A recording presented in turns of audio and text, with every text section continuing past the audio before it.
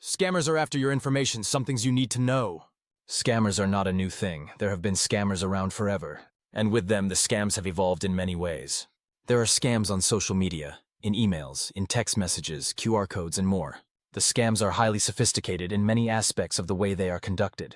In this article, we're going to delve into some of the methods used to steal your information so they can use it for any reason they see fit, such as identifying you through multiple methods to further scam you, be it for money, exploitation, and etc. Or stealing your identity so they can continue to break the law and use you as a scapegoat. Or stealing your information to steal your money straight out of your bank or max out your credit cards. There is really no end to what they could do with your information. This is why it's important to pay attention to what you're doing, because these scams can be very, very easy to fall for. For example, Method 1 scam text messages like the ones most of us have received from a random number saying something along the lines of, "This message is from USPS. We have a package that was undeliverable due to incorrect address. Click the link below to contact us," with a short link at the end. But that's not how USPS conducts business when it comes to packages or mail. Clicking the link in that text could cost you your livelihood, because that link leads to a fake website, where the system uses cookies to interact with the device. This allows scammers to access some data, and in some cases all data on the device. And I mean all data: your personal info, your bank info if you've entered it, your credit cards, your messaging, and everything else. Literally access to everything you have on the phone and anything you've done, as it all gets logged in the system. This just opened you up for a world of problems, as mentioned before. They can use the info they gain access to. Even if they don't get access to everything, they can still use whatever they have to further target you. Whether it's using your information to target you in an email or social media account where they can further attempt to scam you and gain access to further information, or hack your account and access more information, lock you out and continue to create chaos for you. Or go to the extent of using your information to buy a car, or a house, or take out a loan in your name. All the while you have no clue until you get hit with the bill, or go to do something and find out your cards declined for insufficient funds because your account has already been maxed out, or bank account emptied, or any other countless scenarios. And that is just one method out of the tons they use to prey on people for their own amusement and benefit. So how do you know if a link in a random text is legitimate? You don't. But you can be defensive and investigate its legitimacy, and how exactly do you do that, I'm sure is what you're thinking. First things first. Don't click the link. Secondly, if the text is coming from a delivery company like UPS, FedEx, DHL, or USPS, the first thing you should do is think about whether or not you're expecting any deliveries. Then if you are, go to their website and check the tracking if you have the tracking information. If you're not expecting a delivery, you can call the customer service for the shipping company and tell them about the text, and they can check your address for any expected delivery that may be legitimately en route to you. In most cases, you won't get a text from the delivery companies unless you specifically sign up for them. And usually it comes from the same number, and the wording is always exactly the same on every text when a legitimate text is sent. And if you're getting the ones that say they're USPS, you should consider signing up for informed delivery. This free feature from USPS gives you an email daily or almost daily to let you know what mail and packages you can expect to be arriving to you and approximately when they'll arrive. Method 2. Most everyone in the world has email. And that is one of the many methods scammers love to target people. This is because they have an ability to hide, and have potentially unlimited addresses to use to send spam from, hoping someone will take the bait. I have many screenshots I have compiled over the last few years of email scams I have received. These emails range from business offers to wanting to place articles on my websites about services for the elderly and disabled. However, not one of them has been used, nor did they receive a response. They were simply investigated, found not to be credible, and marked as spam if they weren't already, and deleted or filed away for using as examples for this specific article and awareness purposes, because the things need to be exposed, so more don't fall for the scams and end up dealing with chaos. How do you spot the scams? First thing you should do is look at the email address it comes from. Next, thoroughly read it what it says. Look for typos and how things are worded. Now, I will admit I myself don't always have perfect grammar in emails, but I do my best, just like I do my best with these articles. I occasionally will use AI to help me refine things, or shorten it, because I could write a novel sometimes for an article like this one. But you should be able to have some gut feeling by the end of reading the email. If your gut is telling you don't trust it, I wouldn't trust it and would investigate its legitimacy. For example, one of the common emails I have received has one thing in common between them all. They all portray an invoice for Norton antivirus software, which I and everyone I know hasn't used in 20 years. And it includes a PDF download that has the Norton antivirus logo on it in the preview window for the download. Do not download anything until you verify it's legitimate when you receive unexpected invoices, invites, requests for payment, job offers, deals on things you didn't sign up for, and etc. There are a lot of methods when it comes to email scams. Like I said, I've received many of them, and you can see those I've saved for example that I've received. So, other than directly replying to the email, how do you check if it's legitimate? The first thing is, who does it portray itself to be? Is it an invoice, an ad, an offer to do some sort of business? Once you determine who they're claiming to be, then you can start your search. Go to a new tab on your browser and search for the place they're claiming to be. For example, if it's an invoice and you didn't order anything or don't use that service, you should consider it unlikely to be legitimate. But if you want to verify it's a legitimate invoice, you would want to search for the website. But if it's not a company name you're familiar with or ever used before, do not go directly to the website, as it could be a fake site potentially aiming to steal your information.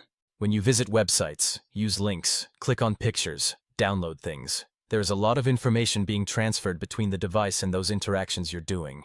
Each click is a portion of the cookie's information between systems. These cookies are little information packets, and these packets can be manipulated to infiltrate your device just from a click.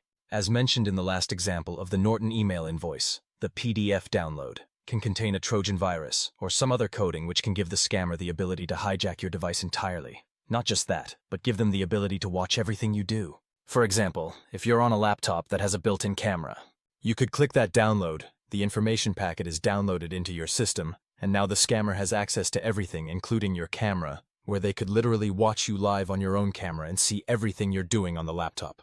Paying your bills, checking your balances, shopping, whatever they want they could see, including you in the process. Now imagine what they can do with the information they can steal from your system while you're sitting there none the wiser as they continue to monitor you. They could steal your identity, empty your bank account, max out your credit cards, take out loans and all kinds of craziness.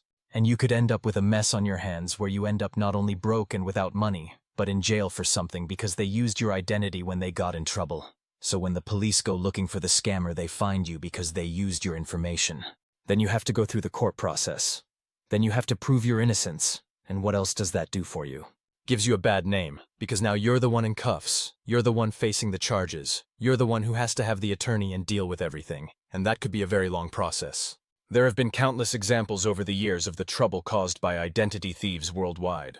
Another option you have if you receive an unexpected invoice and want to verify it is legitimate. You contact your bank or credit card company that you use and check your recent activity. Or another option is to log in into your account from a secure device. If you click the link, assume your device is not secure. Use a different device if you have the ability to. In some cases, when the scammers compromise a device, they can quickly compromise the entire network, such as a home network, like an Xfinity network modem, as an example of something they may be able to compromise, allowing them to access other devices in your network. If that were to happen, you have major problems. That will require the skills of a professional to resolve, hopefully, without having to replace everything. The third method is QR codes. Now you may be thinking, what is and how is a QR code going to hack something on my phone, right? Well, like the last two methods, we're talking about technology, and unfortunately these are just some of the flaws in it that we still have to deal with, unfortunately. What is a QR code? It's usually a black and white pixel image you scan with your smartphone. Some of these QR codes may have different colors or logos in them for flair or piquing your eye, because maybe it's a brand name you're familiar with, or a challenge being hosted. Sometimes scammers like to use things, people of that, are recognizable to lure you. Which that kind of trickery is its own method we will discuss later. The fourth method that is common these days is fake pages and sites. Unfortunately, one of the many downsides to social media is the scammers. These come in a variety of styles, from passing off content that has been stolen, portraying a business or person, and asking for money through Cash App or other means, in some cases for charity, all the while pocketing the money for themselves. Or offering a product that is not real, such as a listing for a memorabilia item for something veteran service time, as you can see in the examples provided. Unfortunately, no two platforms are alike, and each has its own methods for reporting scams and other issues. For this example, I'm going to cover how to check a page on Facebook. If you suspect a page on Facebook may not be 100% legitimate, you can check a few things. Firstly, do not visit any website links. As stated in previous examples, go to the page. When you get there, look at its information that is displayed on the homepage. What does it look like? Does it look like it belongs to a business or provide much information? Does it look like it's ran from your country? Next, go to the About page and look at the page transparency. What does it say about the page? When was it created? Has the name been changed? When did the name change? What does it say about country of management? Does it show just one country or multiple? Is it running ads? These are all factors that you should consider. As you can see in the examples provided, these pages would otherwise appear to be legitimate, but in actuality they're not. Unfortunately, there are many scammers worldwide, and they all have a variety of methods of making money in one way or another. Some of them simply steal content and pass it off as their own, and use it to trick people into going to fake sites or purchasing a product they don't actually have, or simply gain a large enough following to monetize and receive earnings for views and engagement on their pages. Others create pages to sell fake products. Like I mentioned previously, using other people's content. There have been many scams where they use photos from people like you and I. For example, a picture of artwork like a painting or handmade necklace, and then they'll list it on the page, or on Marketplace, or on other sites like Craigslist for sale. Then some unknowing person happens to find that item's listing, likes what they see, and submits information to purchase it. That process is through whatever payment, be it PayPal or credit card or other service. Then the product never arrives. Then you try to reach out and get no response, or the account is deactivated, or they blocked you. Then you have to start the process of going through the process of getting your refund through the payment method you used, each of which has its own policies and procedures they have to follow before you get your refund. Now you got your refund all as well, right? Not necessarily, depending on the method you used, depends on whether or not your payment information was given to them. In the event it wasn't hidden from them, you could face the same issues mentioned before with emptying your account or maxing out your credit card. There are a plethora of methods these scammers will use to get your information for their benefit. Some of these scammers don't even use it themselves, except to profit from its sale to another scammer, who will be the one that actually targets you for their scams. Our fifth method scammers use is direct calls. These can range from portraying themselves as a sales representative for companies like Xfinity, offer deals, or attempting to resolve an issue with your account, or claiming to be from Social Security about the Ticket to Work program or some sort of issues. They do this because they want you to willfully give them your personal information. Many people will be trusting and not think twice about it and voluntarily give them name, address, date of birth, and SSN, which is all they need to steal your identity or use your information for their benefit. Sometimes these scam calls will portray themselves as non-profit organizations like Fraternal Order of Police, or firefighters' charities, or other organizations that seek donations for a cause. So you need to do your due diligence and investigate before sharing your information with a potential scammer. The methods that scammers use are always evolving in some way. This is why it's important for you to be careful when it comes to clicking on things you get in messages and social media, or random phone calls that try to obtain your information or products listed for sale that seem too good to be true. This article barely scratches the surface of methods scammers have used or will likely use. I wanted to share these because there are many people who don't even know or think about these methods until it's too late, and they've fallen victim to the scammers. Most commonly, the elderly and disabled people are the most targeted. Scammers see us as easy targets because of the potential to have poor memory or be easily confused.